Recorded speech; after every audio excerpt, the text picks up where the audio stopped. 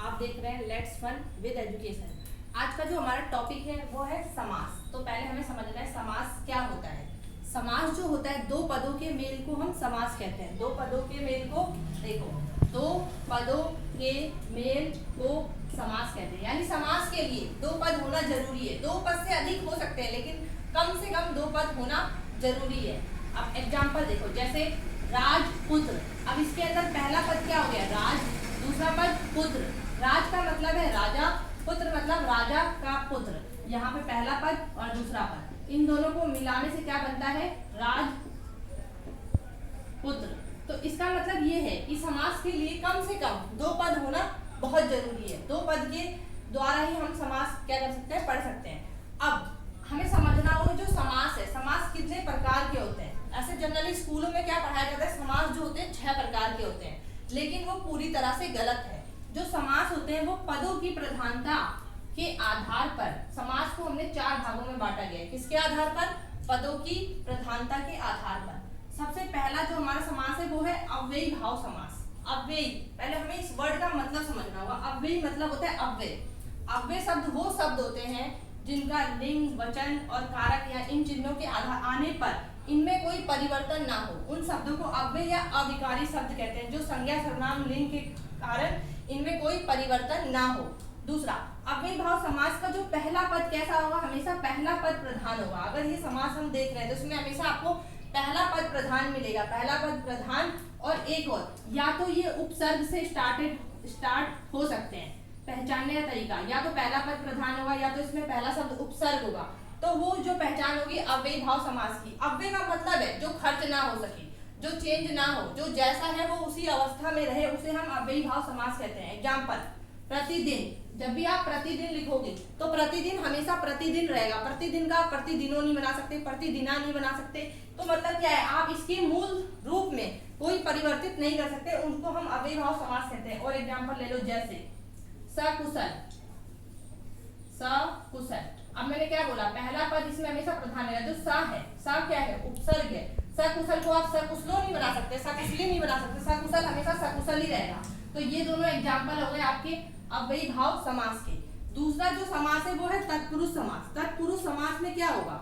इसमें पहला पद प्रधान, इसमें क्या होगा? दूसरा पद प्रधान होगा। अब तत्पुरुष समास के ही 2 भाग हैं।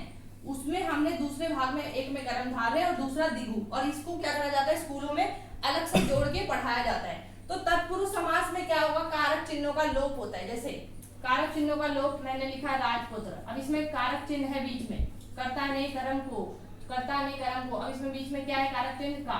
तो जिस 2 समास का विग्रह करने पर अगर आपको कारक चिन्ह मिल जाए तो वो किसकी पहचान हो जाएगी? वो पहचान हो जाएगी तत्पुरुष समास की।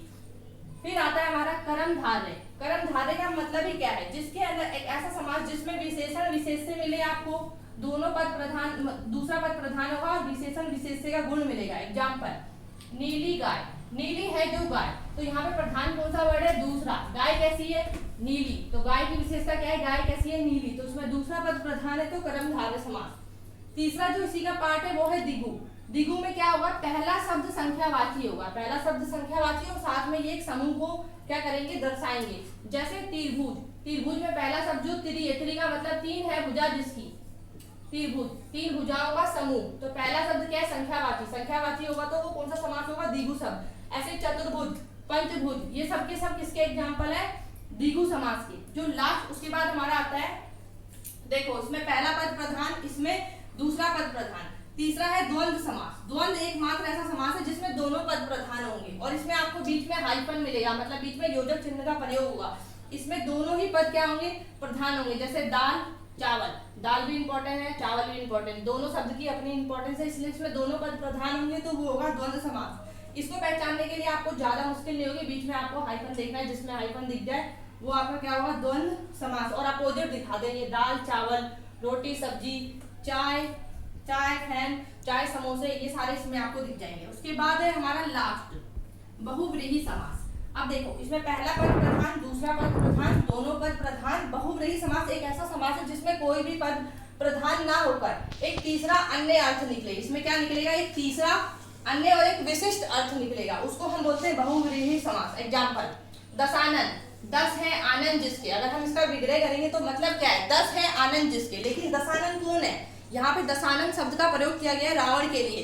तो जहाँ पे इन दशानन में से हमने इन दोनों शब्द में से कोई भी अर्थ ना लेकर हमने एक विशेष अर्थ लिया रावण, तो ये एग्जाम्पल हो गया हमारा बहुव्रीहि समास का। ऐसे ही आप ले लो लंबोदर, लंबा है धर जिसका, किसका है लंबा धर, गणेश जी का।